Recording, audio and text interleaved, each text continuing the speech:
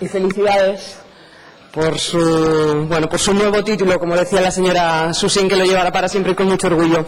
Señora consejera, vengo hoy a hablar de educación infantil y en especial sobre el primer ciclo de 0 a 3 años, pero en general de toda la educación infantil. Me parece que es un tema sumamente interesante sobre el que nos interesa saber cuál es su modelo, sus previsiones, qué es lo que piensan hacer y cuál es el compromiso expreso que va a tener a este respecto. En general, sobre la educación infantil yo leía con atención y detalle los antecedentes en estas Cortes y en concreto algunas interpelaciones que usted le formuló a la anterior consejera de Educación, y entonces simplemente con repetir lo que usted le preguntaba pues ya tendría hecha la interpelación, porque le hacía preguntas abiertas de cuál es su modelo, cuál es su compromiso, qué es lo que van a hacer, qué es lo que ustedes piensan, y que al final la voluntad se plasmaba con unos recursos, y eso es lo que yo le vengo a preguntar hoy a usted. ¿Qué lugar ocupa para usted,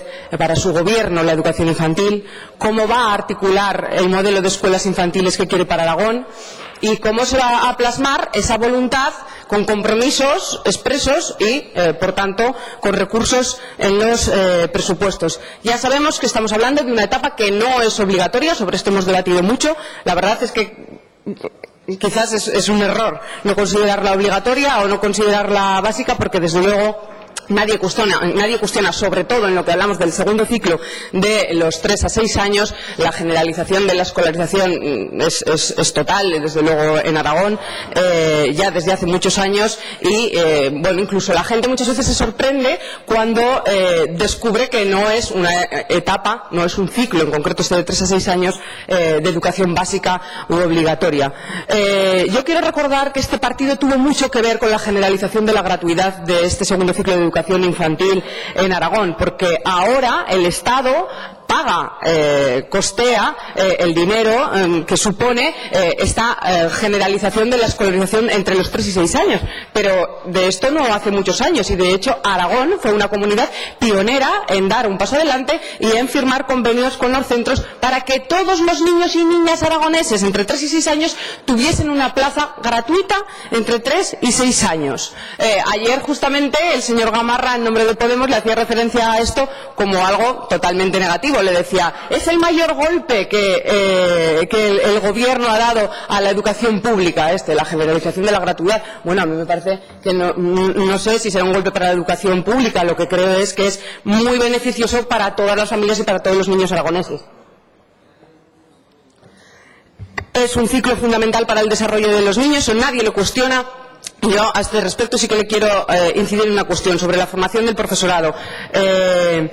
No sé si usted está planteando, como responsable del departamento, incorporar nuevos conceptos, nuevas pedagogías y una formación expresa para estos profesionales, porque nos parece que es muy importante, sobre todo por los nuevos hallazgos en materia de neurociencias, inteligencia emocional, etcétera, etcétera, que desde luego en la etapa de educación infantil nos parece que es sumamente importante. Ellos lo están reclamando además y lo necesitan. Yo creo que hay que hacer una formación especial dirigida a estos profesionales para que se cambien algunas cuestiones que nos parece que de alguna forma, por aquellos que son autodidactas, y los hay, muchos buenos profesionales que son inquietos y van innovando, lo están haciendo, pero hay muchos otros que no. De hecho, parece mentira como todavía, siendo que la lectura no es un objetivo de la educación infantil, en nuestras aulas se sigue trabajando para que cumplan ese objetivo y para que los niños salgan de educación infantil sabiendo leer, cosa que no es un objetivo de infantil. Y eso es por algo. Yo creo que ahí hay que hacer algo para intentar cambiar las cosas. O siguen atiborrándoles de fichas cuando tampoco deberían hacerlo y cuando tampoco es lo mejor. Y los nuevos hallazgos y las nuevas teorías eso lo ponen en evidencia.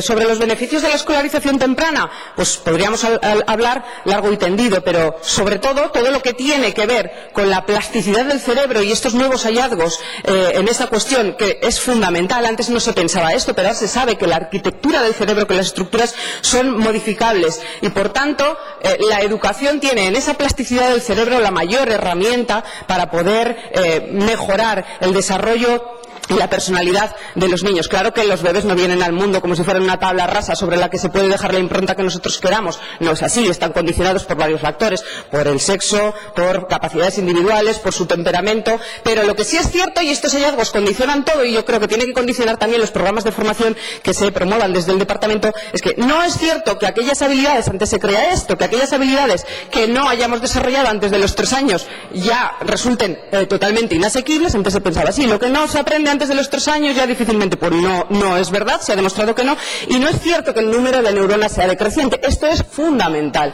y yo creo que son conceptos muy importantes que los profesionales de la educación infantil tienen que manejar perfectamente para llevarlo luego a la práctica, y algunos lo están haciendo.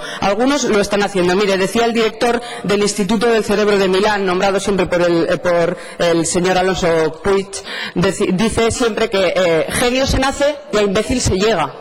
Y dice, ¿y qué hay en medio? El sistema educativo nos parece, desde luego nosotros no lo compartimos, pero nos parece que esto hay que tenerlo en cuenta por las potencialidades que supone considerar que los niños efectivamente son genios, y después no todos somos genios, porque indudablemente pues hay muchas cosas que nos condicionan. Tener unos buenos o malos profesionales de la educación a lo largo de nuestra vida nos condiciona totalmente en muchas cuestiones. En cuanto al ciclo de 0-3 años concretamente, yo quiero saber cuáles son sus previsiones sobre las escuelas infantiles, y no solamente sobre las escuelas infantiles, porque al final todo el modelo se ha articulado aquí en torno a la existencia de escuelas infantiles, más de 200 escuelas, casi 7.000 alumnos, pero ¿cuáles son sus previsiones? Porque claro, obras son amores, y en los presupuestos lo que vemos es que el dinero es el mismo que había en el año anterior, con lo cual no piensan seguir ampliando, no piensan que haya más necesidades para cubrir. No sé, me gustaría saber cuál es su voluntad.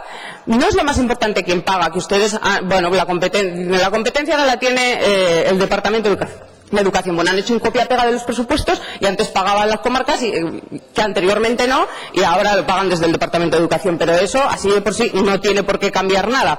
¿Qué es lo que cambia eso? Me gustaría a mí saber cuál es su previsión. Y sobre esta cuestión también me gustaría saber quién cree usted que tiene que ser competente en esta materia. Pero ya no le hablo del departamento, le estoy hablando de qué administración. El Gobierno de Aragón, los ayuntamientos. Si no son competentes los ayuntamientos, ¿qué es lo que tienen que aportar o no? Las comarcas, sí o no, no lo sé. ¿Qué es lo que usted piensa?